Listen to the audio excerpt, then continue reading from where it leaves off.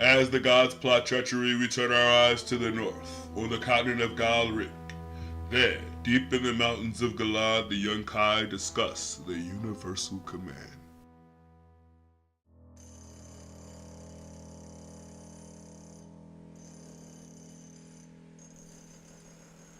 What do we do? What can we do? It's a universal command.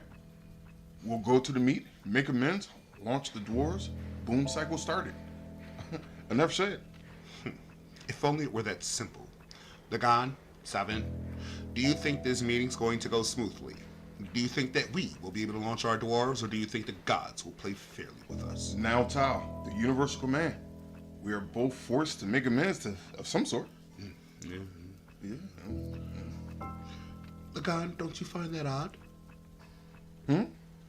Well, it says meet, making